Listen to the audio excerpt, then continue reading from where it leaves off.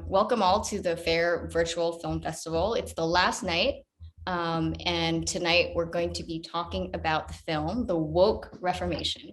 I love the name, in particular because it seems like an inkling to the Protestant Reformation. I'm sure we'll discuss that a little bit more.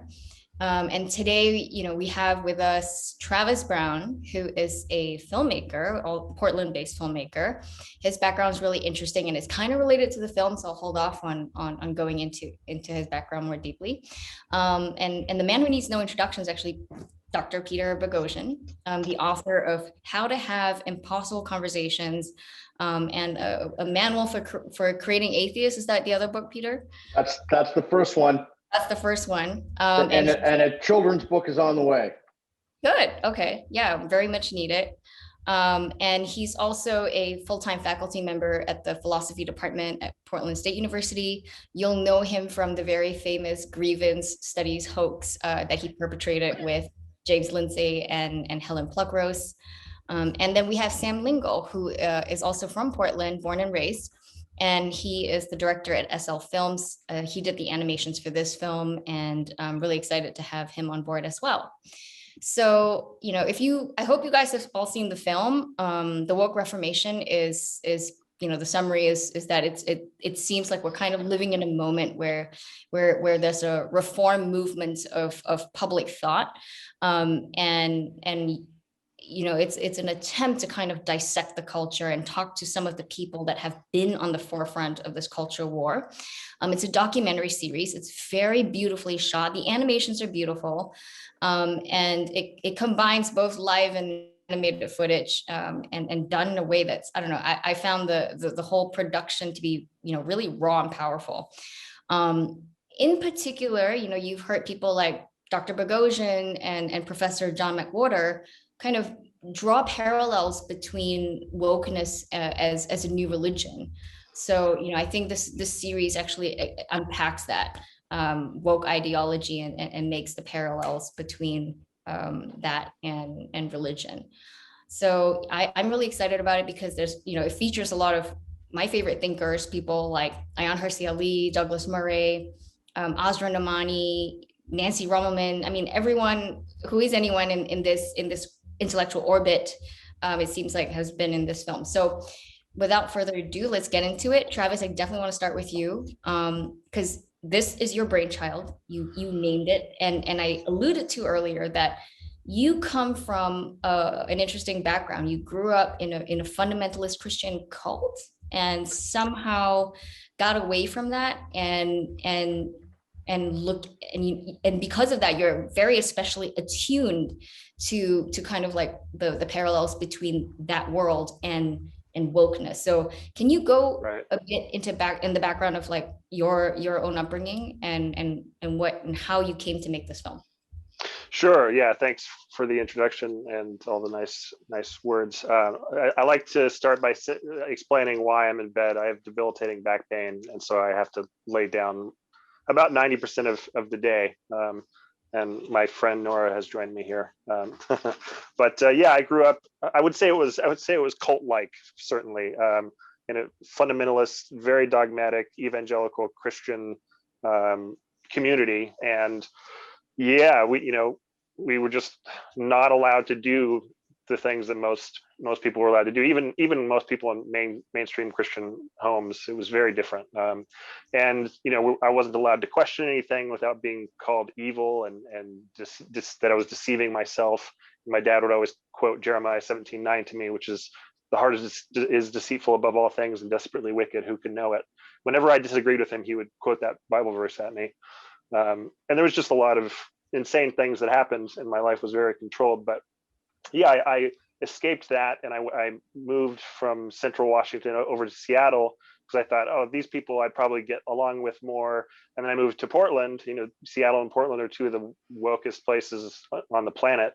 And I started noticing, even about a decade ago, just how dogmatic a lot of people on the left could be. And I just noticed a lot of similarities. And then we came across Pete in about 2015 or 2016, and I filmed him doing a conversation with James and Helen called "Is Intersectionality a Religion?"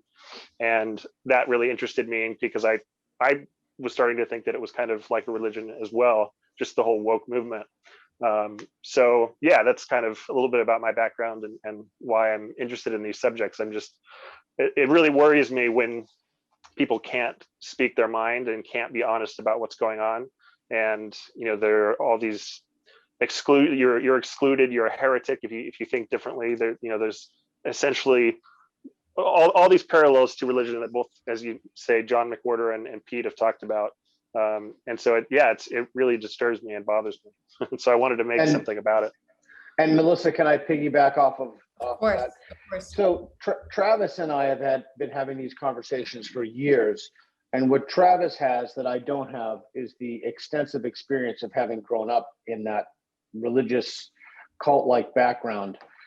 And I think, Travis, was it a process for you? Like you saw something in the culture and then that kind of mapped on to your experiences of growing up in a cult. And then you're like, wow, this is a cult. Like these parallels need to be talked about. You have to think a certain way. You have to, Yeah, no, definitely that seems to be the case. I mean, I just started noticing on social media and elsewhere, I would post like snippets from your book about like, I don't remember the exact quote from How to Have Impossible Conversations, but it was something like, if you're on your deathbed and the person that was there holding your hand, would you really care if they voted differently from you? And I posted that quote, and I just got castigated for that, and people were really angry, and I was just like blown away. Like, how can this matter so much? And so, yeah, I mean, that's just one small example, but I mean, I've lost a lot of friends through various Facebook posts and through some of my work that I've been doing. A lot of people just seem to get really upset and angry for just thinking outside the box and questioning this stuff, which is just so similar to, when I was going to a private Christian school and church multiple times a week. I just, you couldn't speak out and question the orthodoxy, and it's just so similar to what is going on now. Well, Peter comes from the new atheist world, and in fact, your first book, which is a manual for creating atheists, is a book on like deprogramming, almost like how do you ask etymologically and sort of sow that seed of doubt. So it's interesting. I feel like you come from it at a very intellectual level. What Travis has is the lived experience, so to speak, who actually went through the process and had that background. So Peter, what are your views on it? Speak a bit about this relationship between what you see as wokeness and your work in organized new atheism. So that's a great question. Thanks. So one of the things that I realized very early on, and because I had that experience of coming from new atheism, that I saw a kind of dogmatism, and you couldn't question, you couldn't ask questions. When you asked for evidence, some of the parallels were there. And then what was amazing to me, and this is, I don't know if this is going to be a shock to people anymore, but I found it far easier to sow the seeds of doubt in terms of a Christian belief that someone had than a woke belief. And when I spoke with people who are more thoughtful believers, it was really interesting, Melissa. More thoughtful Christian believers will know all of the arguments in the other side of the coin. I mean, they will know every single thing that I could say. They'll have 50 rebuttals for it. And if I put out a tweet right now on my phone, I would like to debate somebody tomorrow at noon, I'll have literally 300 people. I'm there, noon, I'm ready to go. The opposite was the case with wokeism. The people in the grievance fields, basically anything with the word studies, they didn't know the other side of the coin. They never even heard the other arguments. And that's because the university professors view the university as an indoctrination mill. They just want to indoctrinate people. But even beyond that, they weren't willing to have conversations with you. They weren't willing to talk to you. They just wanted to call you a Nazi. And they created another, or a moron or a grifter or what have you. Not necessarily a Nazi, but the bundle of things in that orbit, to borrow a word from that you used in the introduction. But what was even more disturbing to me was they created a culture such that you couldn't have conversations with someone else. So if I wanted to have a conversation, like, look, if you don't want to have a conversation with someone, you shouldn't have to have a conversation. But I should be able to have a conversation with anyone I want to have a conversation with. And if I try to have a conversation with people, they would try to take the stain of, oh, that person is X, you're associating with them. It's called platforming in literature. You gave them a platform. So I saw this happen. I saw this consume Portland State University, utterly consume it. And I saw a kind of intolerance and rank bigotry. At the same time, I live in Portland. So the city has become pretty much of a large cesspool in the last year and a half, the downtown at least. The homeless problem is out of control. Those people need desperate help. They're not being helped by the city. They have no resources, no health care. It's not just downtown, everywhere. It's everywhere. Yeah, it's a tremendous, I just came back from Boise, actually, not Boise, Bozeman with you, Melissa. Walking in around that downtown was like a different universe compared to Portland. Really? Wow. But anyway, so it was a combination of me being at Portland State University, where I just think it seemed to me like everyone had lost their minds, to being in Portland, which is a terrible problem. And then so that's basically the broad overview of the genesis. Well, what about you, Sam? What's your story? How do you get interested in this? And, just kind of give a brief summary to everyone watching here. I was born and raised in Portland, and I kind of knew it as a different area, a different kind of place. I do primarily like music video work here, and I've been doing that for about 10 years. A lot of hip hop videos, a lot of just local artists and local businesses as well. And the last 4 years have just been so strikingly different than what I grew up to. And I grew up, I mean, it's a liberal city, I just couldn't help but have like certain viewpoints and certain ideas. And I felt myself being very like alienated from those as the more extreme it got. And the more it was like, you're either with us or you're against us. And then I saw like some, it was becoming kind of dangerous, kind of, just a melting pot of dangerous ideas and this group hive mind. And so I wanted to do anything I could to kind of help out. And I saw Travis's project coming up. And like Travis, I was losing friends on Facebook every day just from stating ideas or questioning simple things that were happening or calling attention to some of the negative attributes of the movement. And if you're not with it, you're totally against it. So I was losing friends and clients and being called a Nazi for simply questioning certain stuff. And can I just piggyback off of that, Sam? This is a conversation, yes. Yeah, so that's what's really interesting to me. If you ask a question, like if you ask, what is your evidence for that? I mean, if you ask that in literally any other area of life, people would give you their evidence. In fact, religious people love to give you the evidence for things. If you ask them what their evidence for Jesus walk, they'll talk to you for all day in, day out, week after week. They love it. It's like paradise. But when you ask people who have been infected by the mind virus, the social justice mind virus, the woke ideological virus, when you ask for evidence for something, oh my God, it's as if, so that's what Sam says, it's like you're a Nazi, or at Portland State, you've committed all these microaggressions. And I even asked, what is the evidence for microaggressions? And a woman told me that that's a microaggression. Right. Or like the denial of your racism is proof of your racism. Right. You start to see this is starting to sound like the kind of apologetics that you've been kind of pointing out fighting for a long time. So it seems like sorry, go on. Well, I just want to say the other thing about this, Melissa, is it's just so stupid.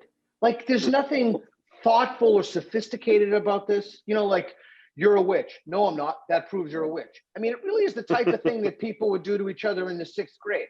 It's just utterly mind-blowing how many people have been hoodwinked by truly idiotic ideas.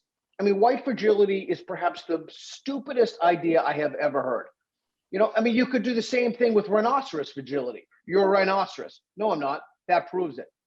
I mean, it's all of these rhetorical flourishes and asking for evidence is a microaggression. And I mean, it's not as if, and the other thing that was always fascinating to me is, what are they offering? Okay, you want to rip down Western civilization, you want to tear down liberalism. What are you offering? Well, they don't know. Yeah, we're offering Chaz. That's what we're offering. Right, right. I was struck by, oh, go ahead. No, go on, go on. Oh, I was just going to say, since Pete, you brought up stupidity. I don't know if you've read How to Be an Anti-Racist, but that is equally as stupid, if not stupider. And to be frank, I'm surprised that this guy has a PhD, honestly. I mean, the ideas in there are so tenure and tenure. Tenure, yeah. So, I mean, some of the sentences from How to Be an Anti-Racist are things like, this is literally in the book, every idea, or there is no such thing as a not racist idea. All ideas are either racist or anti-racist. That's literally a quote from the book. I mean, you cannot get stupider than that. It's just mind-blowing. And I've talked with some of my woke friends here in Portland, and they're like, oh no, I think that makes sense. And they start justifying it, and it's just like, what the that's so mind-blowing. That's the other crazy thing. Just imagine, it's not just that it's crazy. If it were merely crazy, I think we could kind of tolerate it. It's crazy coupled with unbelievably hurtful and stupid and dangerous, right? Anger. So and angry and vitriolic. And so just imagine like being trained to go through life always thinking about race, looking about race. So a guy just can't come to your house. Yeah, is he a black guy? Is he with a white woman? Is he with a Chinese? I mean, even thinking that way is dangerous. It's divisive and it's hurtful. Well, I agree with you because, there are crazy ideas that, seem to be popular today, like things like, say, the flat earthers. So, we kind of tolerate them because, all right, you can think the earth is flat, but it doesn't really affect any of us. It doesn't have that power to destroy lives. It doesn't have the power to cancel people. It's not creating an illusion on top of which, our policy prescription based on. And so if the wrong narrative is being emphasized and the wrong policies are, and so then you end up with cities like Portland where the homicide rate has increased 1,600% in the last year. So I think that's what you mean. But I want to get back to the film because in the film, and Sam, this is the part where I really appreciate the animations. You actually, went deep into kind of the roots of this ideology, the kind of work that Peter and actually James had really invested a lot of time unearthing, because what we're seeing, at least on the school level, is kind of the practical applications, how this ideology manifests itself in practice. But the film does a very good job really going back and looking, okay, what are the roots? And you talk about Marx and all the other philosophers that kind of influence this. So, I mean, do you think it's important that Americans kind of understand that? Or do you think, we should just kind of just fight the manifestation of it? Because one of the debates that's happening right now, and you're seeing this, is the supporters of critical race theory saying like, oh, no, this is not really critical race. Like what's manifesting is not. And I wonder what you guys think about this argument and how we can push back on that.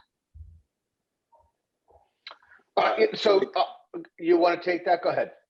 Well, I was going to say, I think that the history is important, going back and discovering where these ideas came from and why they're permeating in our culture now. And if the ways and avenues in which they are permeating our culture are the same routes that was taken in these previous efforts. And if so, then it's even more relevant, I think, to analyze that and then to, expose that and say, this came before and it didn't work then. This was the result. And if it keeps going down that way, here's the result again. Without this film and without looking into this further, because I'm a big fan of Peter's and just this idea, the anti-woke movement in general, just because it's speaking less about logic and more about just the science of what's happening. And it's just that it was important for me to go down this route and to look through it and to analyze the history and to discover where these roots came from. And it kind of felt more like I had more power as an individual to not only argue against some of these ideas, but then to see them too as they're out there, because they're very sneaky in how they pop in to our culture through schools. And I have a daughter who's going into middle school next year, and it was just an interesting thing to go to these orientations and learn about equity and how they're how they're going to enforce it. And I'm looking around the rest of the parents, and I'm wondering if anybody else is questioning it, and they absolutely had no question. This was the good thing. This was going to be a good thing for our school and a good thing for the children. Can I just piggyback off? So just think about this for a second. Think about this. 5 years ago, to be safe, 7 years ago, outside of the context of finance, you would never hear the word equity. You just wouldn't hear it. So everybody's on the same. Okay. So let's say that all of a sudden overnight, some idea comes in. Let's say it's even a good idea, and it I don't want to say invades, but it manifests in our institutions. It doesn't matter what that idea is. It's a really good thing to ask questions about whether that idea should be institutionalized. And there's a protective sheath around that idea so that anybody who asks questions about that, you can't even ask questions about it. And when you really drill down on that, most people have not the faintest clue of what the word equity is. So they'll say, well, they'll go to dictionary.com and it says fairness. And so I'll say, well, okay, then why don't we just use the word fairness? In fact, equity is the opposite of fairness. It's by definition the opposite of fairness because it means to redress previous injustices. So to do that, and as he said, you can historical injustices is through present injustices. So present discrimination, not injustices. So that's something that Kendi advocates for. Yeah. Correct. Present discrimination. And when you bring this up to people, again, part of the problem is, and Melissa, I only mentioned this because you mentioned the new atheism thing, there's no real conversation. You know, when I wrote How to Have Impossible Conversations or a manual for creating atheists, those kind of presume that you know, people are talking, you want to find the truth. But could you imagine like somebody laying out their arguments for the existence of God, like an apologist, and then somebody else, someone woke, coming up there and saying, well, that's just your lived experience. I have a different lived experience. No, they mean that these are objectively true, universal, and kind of eternal facts of the reality. So when we've made this turn to subjectivity or the turn to the personal experience, and I think Travis's film does a phenomenal job of capturing that and what that means and how that adds to the religious experience. Yeah, I thought. Is there a parallel though with religion on this? Because what Peter was saying about these words like equity, and then all of a sudden it pops up, or like even a word like, say, you know, it's DEI, right? So exclude equity and inclusion, and it's like, right, okay, like inclusion, but to include everybody, or include, you know, this set, I'm gonna have to exclude some people. It's kind of like I have to exclude to include, and that part's just kind of ignored. And so you see these, like, you know, schools, for example, all of a sudden changing their admission policies because they're not happy with the equitable representation of minorities among the student population. So, you know, they're like, we have to include, but, you know, in doing so, they're excluding, say, Asian and Jewish students. Let me ask you a question. I see in like the religious, like, you know, where you grew up, Travis, like these sudden, you know, phenomenon words just kind of entering the you know, public consciousness. Yeah, well, the similarities I would say are, at least with the religion I grew up with, I'm not saying that all Christians are like this by any stretch of the imagination, but I was not allowed to question certain concepts or really anything that sort of came down from on high, and on high happened to be whatever my dad's interpretation of the Bible was, you know, and so that's the same thing we see with this ideology. Is you have these clerics essentially, like, you know, Judith Butler, Ibram Kendi, Robin DiAngelo. They're laying the foundation for this ideology and saying, you know, what we say is the gospel truth, and you cannot argue with it. And so they, you know, they're very clever, as we've been pointing out, using words like anti-racism or Antifa. You know, these are everyone that I know is against racism. Everyone that I know is against fascism, but they're excluding whole swaths of people because they're saying, well, no, to be anti-racist, there's this specific way you have to be, and you have to believe, you know, take on board this idea of white fragility, all white people are racist, etc. So it's a suite of ideas that come behind those words, and they often mean the opposite of what they claim. But I wanted to let you in, Pete, because it sounded like you had a thought. I just marvel how monstrously stupid this is. I mean, it's just the stupidest thing I mean, look, if someone said to me, listen, you can't prove that Jesus walked on water or didn't walk on. You know, you're right. I can't prove Jesus didn't walk on water. I can't even prove there was an historical Jesus. It's way out of. I can't do that. You know, there are genuine differences of opinion. Probably was. Most people converge on the fact that Jesus was a historical figure. Bart Ehrman's debate with Bob Price would be a good example of that. But I think that the larger point is that we can prove that men, on average, are stronger than women on average. We know this. We know the data. We know the evidence. That doesn't mean that every single man is stronger than every single woman. And when you deny the data that's right in front of you, the fascinating thing about that is that will show you the grip that ideology has on people. That will show you how the mind cognitions are completely hijacked. Well, it's not just that. I mean, if you disagree, you're an evil person. You are going to hell, essentially. Yeah, in that situation, you have to be. And the idea of being able to suspend people's like critical thinking so that they're still devout to this idea. These are testers, I think, that every religion kind of throws out in their early stages. And this being a comparison to religion, I think wokeness and this idea, it is very similar to like, you know, what I know about like the early Americas when Mormonism took root, right? There was a lot of other ideas coming around at the same time, and the same thing with the New Age movement. And I think that what happens is when these new things come up and they basically become magnets for people who are kind of lost and, you know, might not know, you know, what to be devout to or what to believe in general. And they find the loudest voices who are telling them the biggest scary stories, so that they are now like stuck to these ideologies, to ideas, myths, to like make sure that they're, you know, the more afraid they are of accidentally becoming a racist, then the more they're going to be reading about how to become an anti-racist.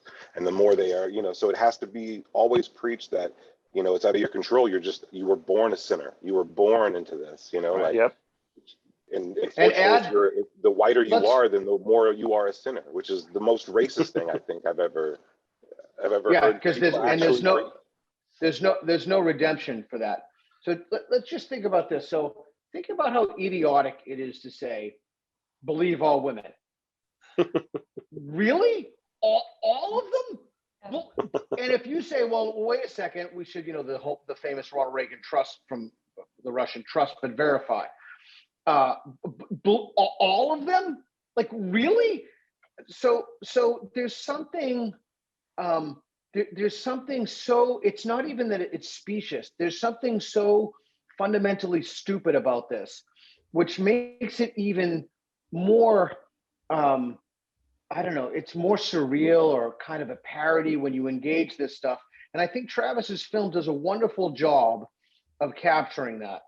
And I think, again, because Travis has had that experience and Sam flushes that out, you can see that in the film. Travis, how many episodes have been released so far? Just 2, along with several promos. And the third one is called Wokeness is Cancer. It's the hardest hitting one. And I feature my friend Corey Drayton in that one, who survived terminal cancer, and he happens to be Black, but he doesn't go along with the BLM stuff. And so I think that's a really captivating episode. I'm excited to release that.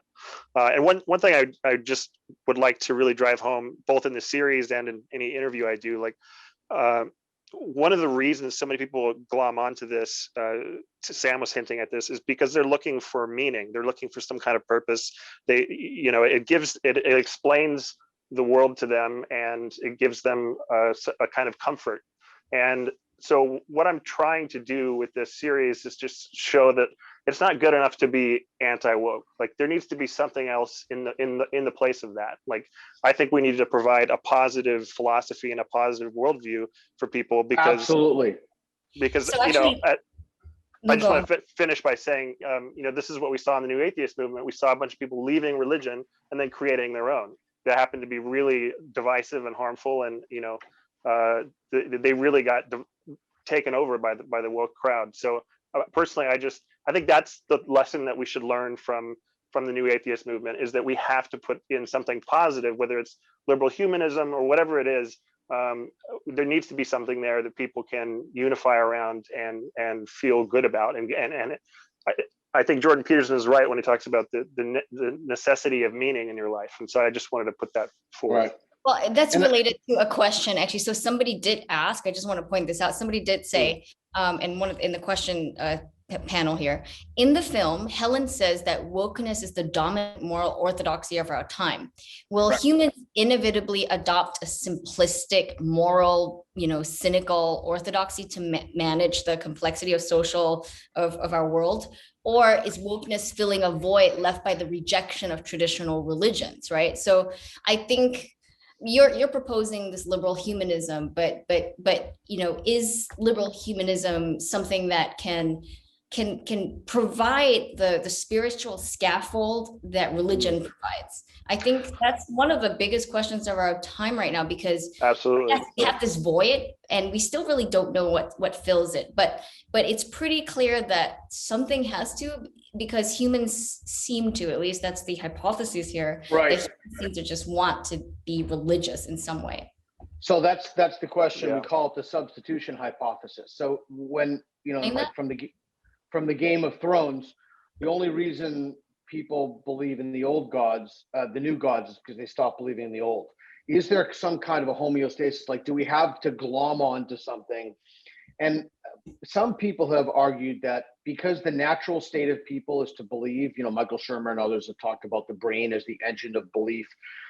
Should we just give a helpful lie to people, like maybe a benevolent form of Christianity? Because people are going to glom on to pernicious, dangerous, and divisive religions like wokeness. And from what Travis said, I find it absolutely fascinating, truly mind-blowing, that a religion arose within the new atheist movement. And so many of the atheist organizations today are filled with people of a new religion, and they don't even see that they're of a new religion. It's an utterly fascinating sociological phenomenon. I agree. Totally. I agree. Well, I wanted to ask you guys actually about critical race theory, because this is one of those domains that FAIR pushes back a lot on, or at least tries to, have like grassroots kind of campaigns to organize against it. And in recent times, you've seen critical race theory completely dominate the news. It trends on Twitter in ways that is a little bit surprising for those of us who have been talking about this for a long time. What do you guys see right now in terms of the contours of the battle for the soul of K-12 education in America? Are you worried? Do you have kids in school? Like, how do you think we can actually like fight this? What is the best way to push back? Do you want me to, who wants to take this? I think you and Sam has a kid in school, so that. Sam, go ahead. Oh, it's a tough thing to fight back against, because you're not just fighting back against the idea and the policy. I mean, I think a lot of people, it makes them feel good if they're told that what they're doing is good for the community and good for society. My daughter, she goes to kind of like a wider school in a more affluent neighborhood, and it's just kind of like, in that area, I think people were very primed and ready to absorb, anything they could do to help in their mind, right? Anything they could do to push like a good cause. So this information kind of washes over them like a warm blanket, and they become like feeling good that they're participating in something. So if you ever want to fight back against something like that, I mean, you really have to change people's perceptions and as to what they're doing and what this stuff really means. And I think through, it's one thing to attack it, and kind of on one front, but I think one of the cool things about this project is it came out a lot more satirical than I think me or Travis really understood it would come out. And that just kind of came out naturally from the art and stuff like that. I think that's another front that it could be attacked on, is humor and more openness and more like, on a forgiveness basis, like more two-sided, more conversation, more dialogue. Because I think that people, they're not going to just be swayed by a good argument. They're going to have to really kind of digest this information and understand that all the efforts they were doing to help might actually be more, in my mind, some of this stuff is actually kind of perpetuating, racism and white supremacy. And so like, they're going to just extend the problem longer. And it's that kind of stuff, that dialogue, I think, should be open, and creating it, I think, creating areas where you can talk about it and not get shunned or shushed or embarrassed or canceled, I think is super important.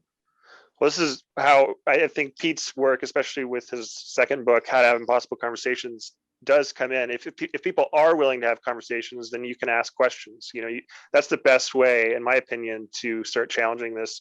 I mean, humor is great. I think there should be more comedy in this. But yeah, I think just on a personal level, when people are, their children are starting to be taught these things, or this stuff starts showing up in their church or their social community, any community, I think the best thing to do is to start asking questions. And I think Pete's book is an excellent guide on how to do that.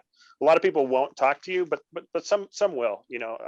I think that we have to do that rather than being dogmatic against CRT. I think we have to be like, okay, well, why do you believe that? Why do you believe in equity? Why do you believe that white people are essentially evil or racist? I think that's just super important. As Sam said, you have to include some forgiveness, because people have been duped. There have been so many people that have been duped, and we have to be kind and just help them understand that these ideas are taking us in the opposite direction that they claim to be taking us. Yeah, and I see a lot of the comments from Christians. I'd like to invite folks to look at the series I did on a rooftop in New York City with James Lindsay a couple years ago, before the pandemic or so, the Trojan Horse series.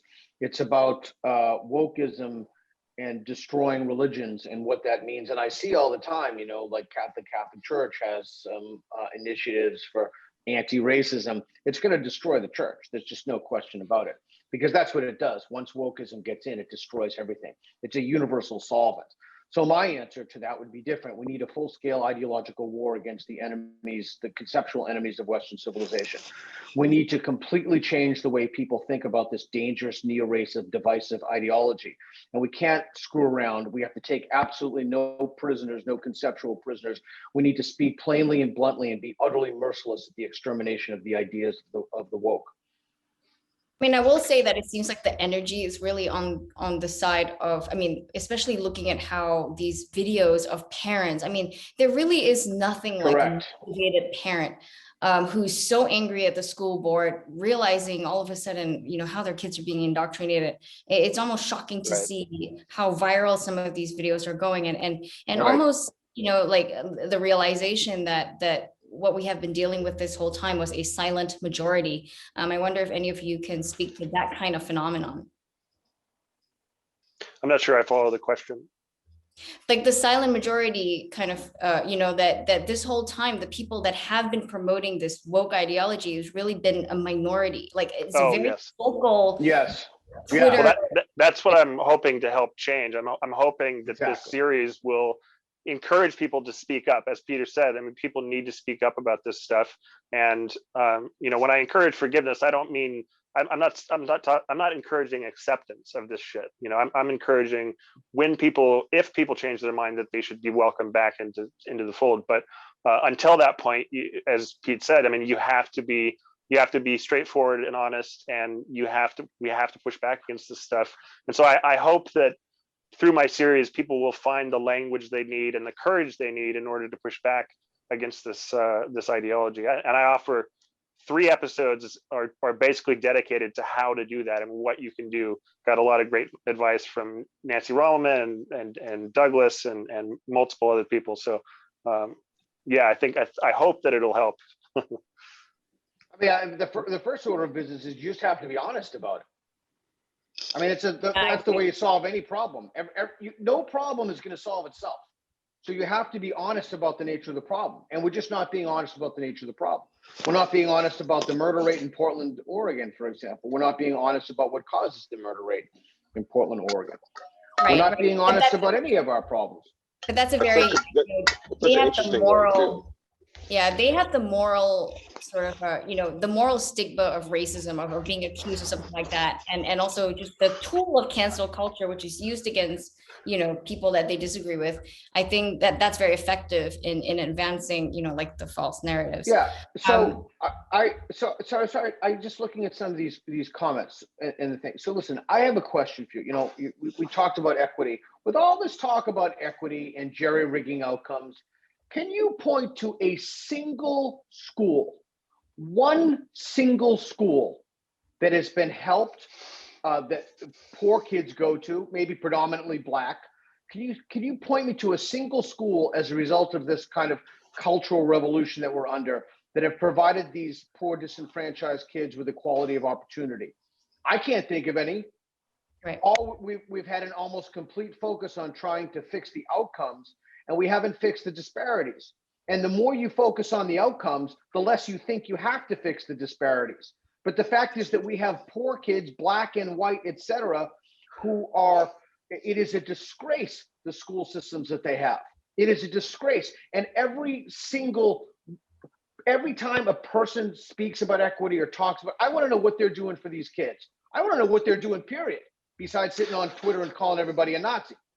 This is John McWhorter points this out a lot. How does this actually help poor, disenfranchised Black youth? How does it help them in any way? I mean, it gives them a victim narrative. I mean, it totally eradicates a positive vision of reality and of taking charge of their lives. I mean, it's and one other note, most people don't even understand where disparities come from. I mean, I highly recommend everyone check out Thomas Sowell's work, Discrimination and Disparities. It's brilliant. A lot of disparities are natural, and they are going to happen. I think Pete's right. We have to try to fix the disparities as much as we can and help people. But a lot of disparities aren't necessarily bad just because they exist. Right. I think you really have to think critically. Right. We fix the disparities in the system, and I think what people have focused on is they've given us identity politics. They've bartered away equality of opportunity for identity politics, right? So they've offered up an intense focus on race, sexual orientation, cis or trans status, and they've left the institutions in a shambles as a result. In other words, they're offering to make the situation worse and making the situation worse. Well, actually, moving on from the CRT and K-12, there's somebody called Sherry, S-H-A-R-I. She asked a question more related to kind of wokeness in the workplace.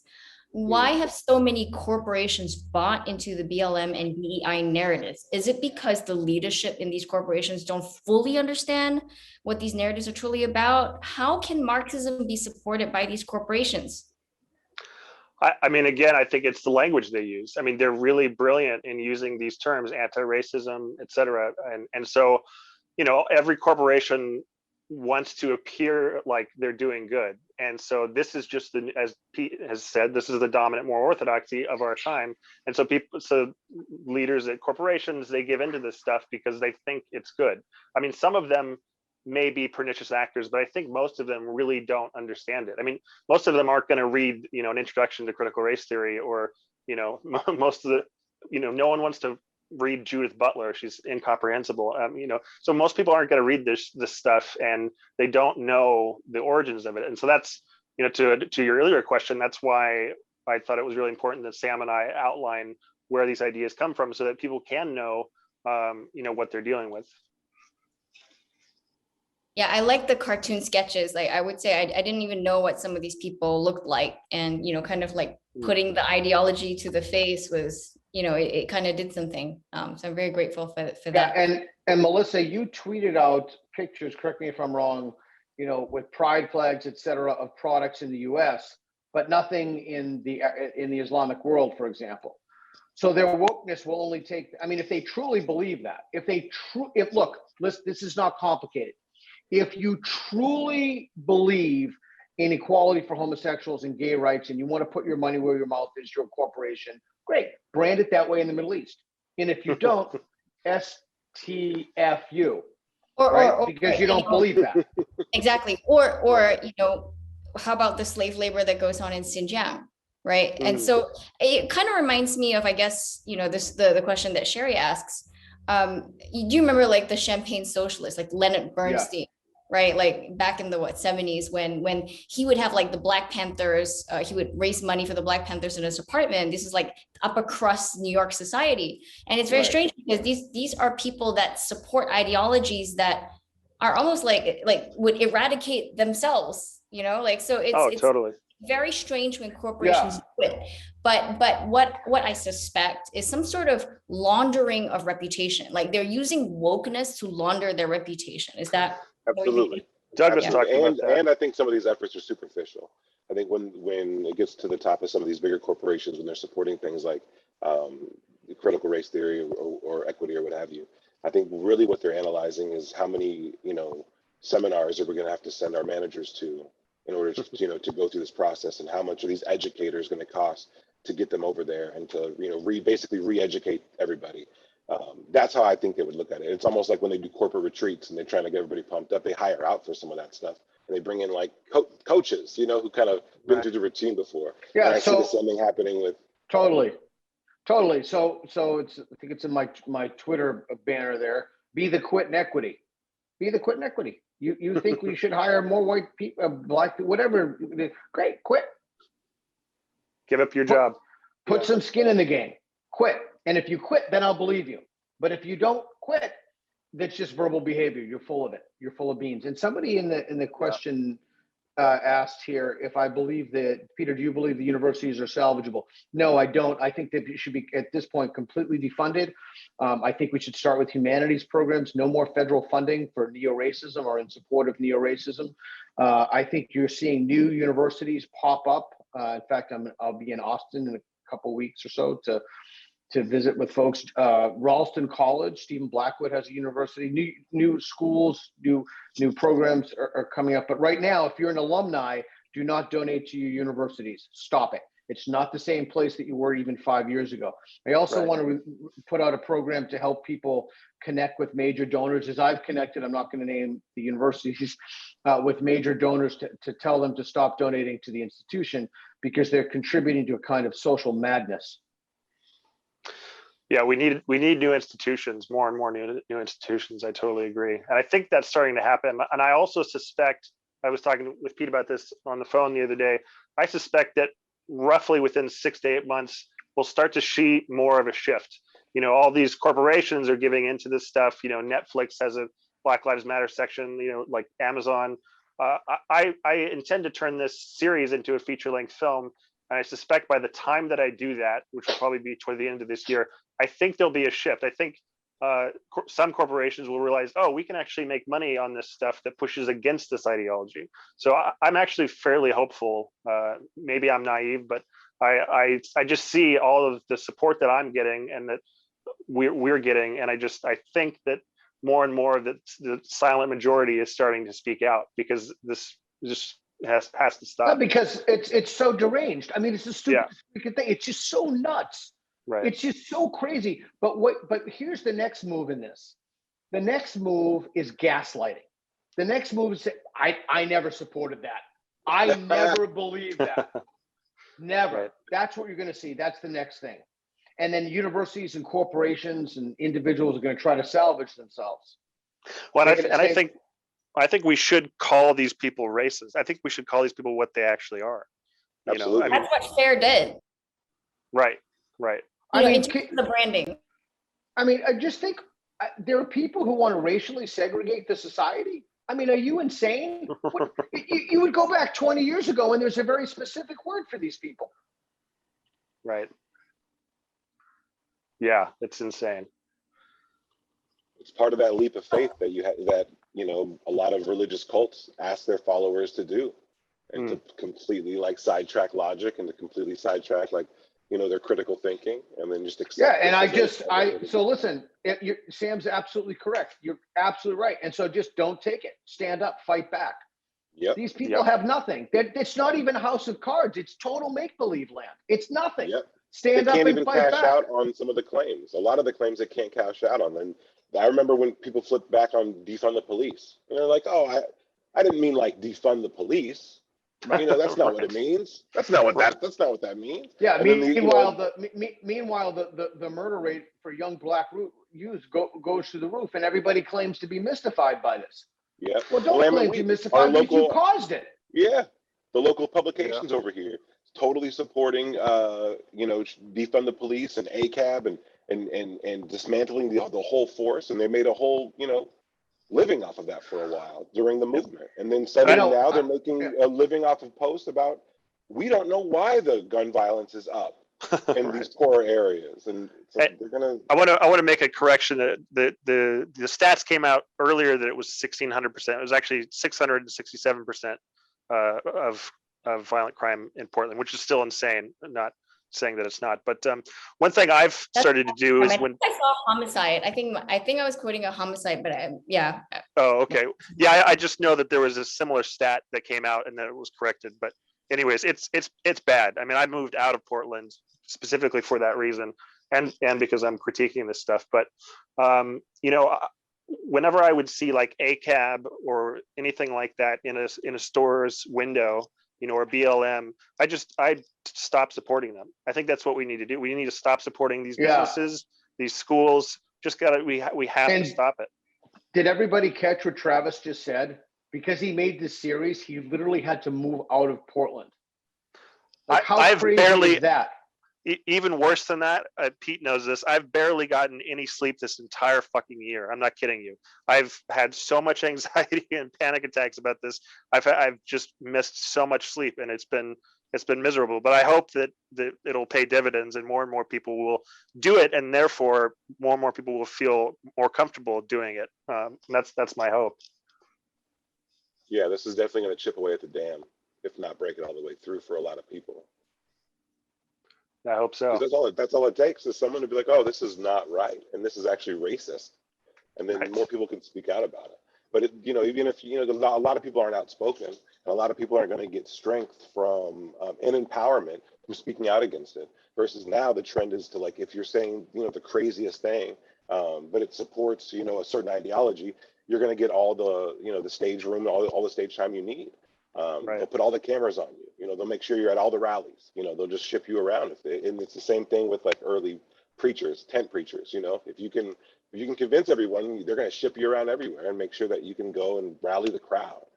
Yep. I think the problem is that they've had a head start of almost like 2 generations, and so we're correct. Yeah, and I think and the institutional capture, they're in HR departments. They have sort of captured the regulatory kind of like HR, like leaders in universities. So it's hard to displace that. And that's so right. That's right. That's why. Go ahead. Sorry, Travis. Go ahead. I just want to encourage people to realize that we've also had a head start. I mean, Enlightenment values have been around for a long time, and so has liberal humanism. So I just, even though yes, they have captured many institutions, we do have. I mean, it's weirdly like I almost think of myself as a conservative liberal at this point because these ideas that we know work, that MLK laid out for us. We know that these ideas work and that this is the best direction to go. So we just have to keep pushing for them. Yeah. Sorry, Pete. No, that was excellent. I got lost in your point. It's such a good point. Thank you. Someone's asking if there will be more episodes. Yes, there will be a total of 7. And I'll probably do more on locals. And then eventually, as I mentioned earlier, I intend to turn this into a feature-length film. I really want to get this into theaters, and I've got some people that down in Hollywood that are interested in helping me out. So I think this is going to be much bigger than just the series. So would you kind of make it into like a bigger film, like a whole movie? Yeah, like a 1.5 or 2 hour long film. I mean, I've got so many great interviews with Azar Nomani and Ayaan Hirsi Ali and Neil Ferguson. I'm not going to be able to put too much of them into the series because I already had structured it out before I interviewed them. So I have to turn this into a film, like a full-length feature film that hopefully will not only be in theaters, but if the tide changes enough, will be on Netflix or Hulu or something like that at some point. Right. And it has captured Hollywood a lot. So I think many people in Hollywood are not willing to take that risk, even though to their detriment, because I think the numbers are. I mean, so far every company has kind of like not bowed to the mob, like Trader Joe's, who's like, okay, the Trader Ming's thing, that's not racist. Shut up. We don't care. Right. It seems like, when you don't bow down, the numbers kind of are on your side. Like nothing really happens. In fact, there's a bit of a Streisand effect sometimes. And so I think, Hollywood is one of those institutions that also has been corrupted by woke. You see the way art is affected as well. But Right. I don't know if they, if they supported this film, and I think they would be surprised. I think there's hunger for art that's untouched by this phenomenon, untouched by this orthodoxy. Yeah, Definitely. it's interesting. Almost every single thing I've seen has some elements of wokeism in it. I just watched well, I won't go into that, but I really have been, but I really think that the tide will turn very shortly. I think that the profit motive will trump the ideology. And I think all it needs is a teeny little cultural shift before that happens. Yeah, I agree. I think capitalism will prevail in a positive way here. I really do. Well, that's also why they want to rip down capitalism, right? That's Right. also why Yeah, because they don't understand it in the slightest.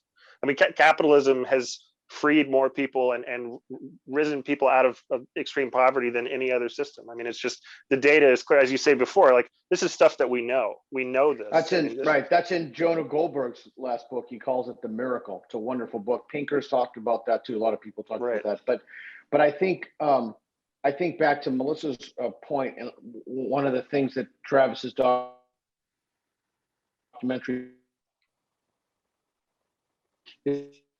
of being in basically a Christian cult, and then Sam has helped with the visually manifest that. I think one of the things that you see is this film, The Woke Reformation, is a way to help make clear the ideology that's gripped people. It is dangerous, it is hurtful, it is divisive, and we have to fight back. Totally. Yeah. I agree. Are there any other questions, Melissa, that we missed? Well, some of them you've already answered. Sorry, somebody says, I joined really late. Does Chen have light dots on her face, or am I tripping? No, you're tripping. No, yeah, of course, yeah. I'll explain, at some point, or I'll put the explanation in the chat box. But it's Friday night, so don't. I didn't even see the Q&A. I was looking in the chat box. Okay. All right. Yeah. If anybody has anything else, or I guess closing words would just be like, I think people, it seems like one of the common themes of the questions is, what can the average person do? Do you have any like kind of closing thoughts of what an average person can do? I do. No one's going to like it, but I'm going to tell you what you need to do. That's why we like it. Show up. Yep. Show up. You know how many people watch Benjamin Boyce's series on the Equity Commission? There are only like 5 or 10 people who go to these meetings. You have to show up.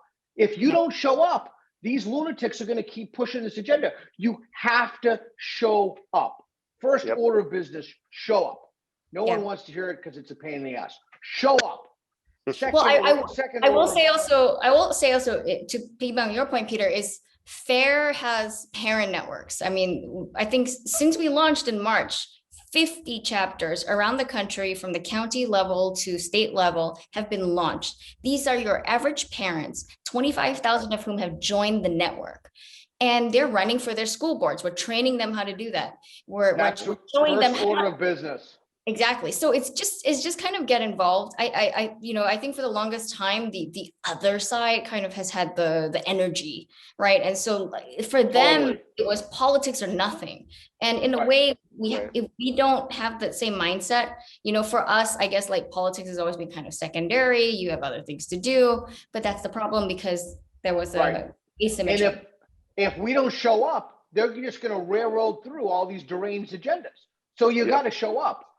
But everybody else, it's a pain in the ass, and will drive, take the subway or whatever, show up. Second order of business is record, get it on film, ask questions, put it on YouTube, make it public. People have to know the divisive nonsense, the dangerous stuff these people are pushing. Show up, get it on film, ask questions, document it, take pictures of the. That's without joining anything, doing anything. That's step one. If you want more engagement than that, then go to FAIR, right? If you're like, okay, I'm going to put in more, I want to do more to fight this nonsense, this cultural madness, then join FAIR. Yeah, be bold is what I would say. Be bold and don't let people silence you. You know, speak your mind, ask the questions.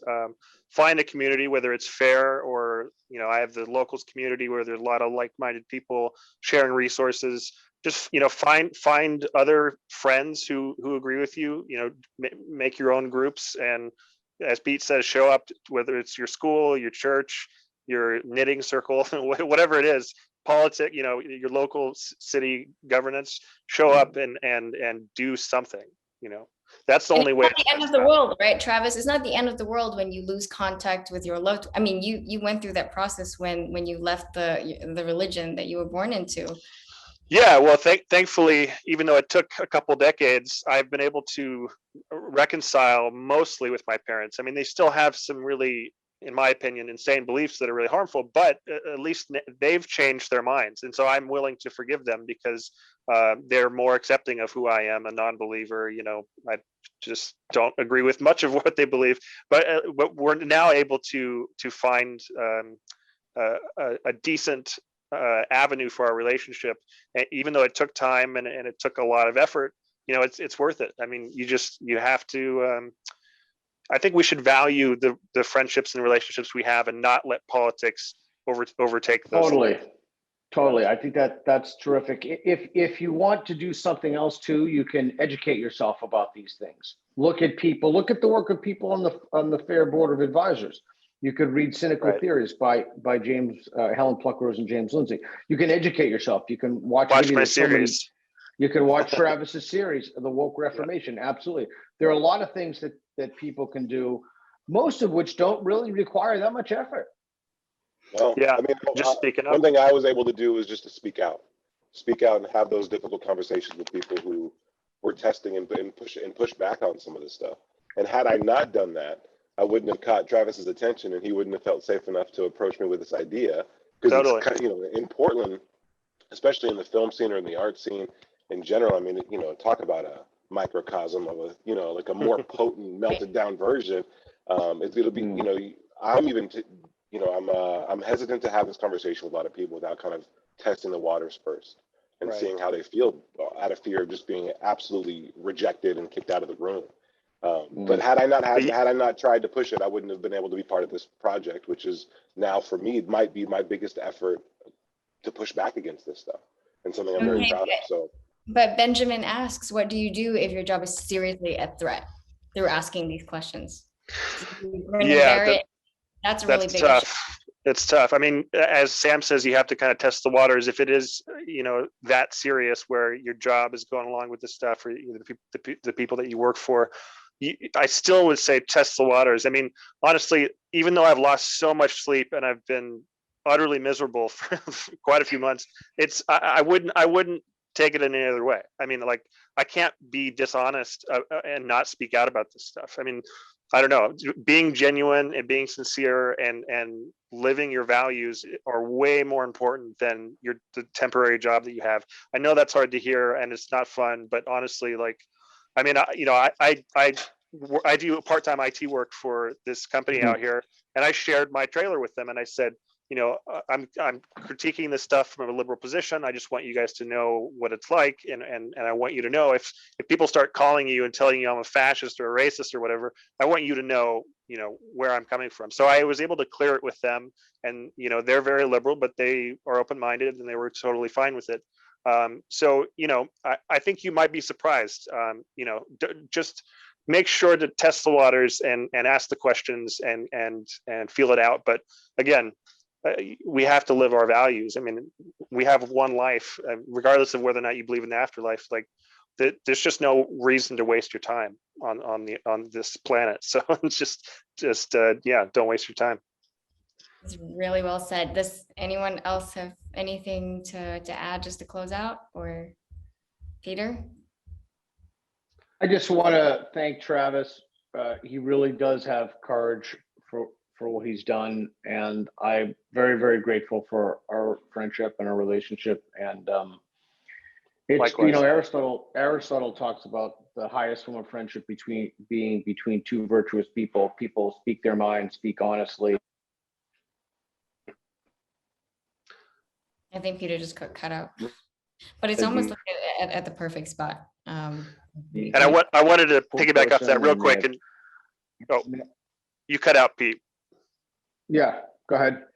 Oh, I was just going to say, and Sorry about that. My connection. that's all right. To honor our friendship, I've dedicated the series to Pete, because without him, it just wouldn't have happened. And he's just been such a great supporter and friend. So That's I'm so lucky. lovely. Thanks, brother. Yeah. Thank you. Thank you. Incredible. And I can't wait to see more episodes. As you know, we'll share them as they come out. Fair will share them. And I think, again, these are the kinds of films that would be great to expose. If we can get them in schools, get teachers to show them. That would be. Yep, we have a plan for that. I think Pete and I have a plan for that. That's perfect. Oh yeah, this is just ending on a really hopeful note. So I think this concludes the whole Fair Film Festival. We've seen quite a few films that in the last 4 days that are addressing this topic, the intellectual roots of it. Even one that was about the victims of communism that really isn't discussed that much in school. Like we're pushing a lot of the systematic racism kind of narrative, but a lot of this is what happened. Instead of whitewashing, we're also redwashing a lot of the crimes of a lot of the human rights violations of communist regimes. So at the end of the day, I think one of the very basic principles FAIR supports is, instead of censorship, let's show narratives that are just not talk about and challenge it, on that intellectual level. And that's why someone like Daryl Davis is really iconic for us, because at the beginning of this session, both you and Travis and Peter talked about this idea that one of the reasons this ideology thrives is because you're not allowed to have conversations with each other. But Daryl Davis is a Black man who he befriended members of the KKK. He's my hero. And and so I think that is so powerful, and we kind of focus on this humanity, this pro-human kind of message.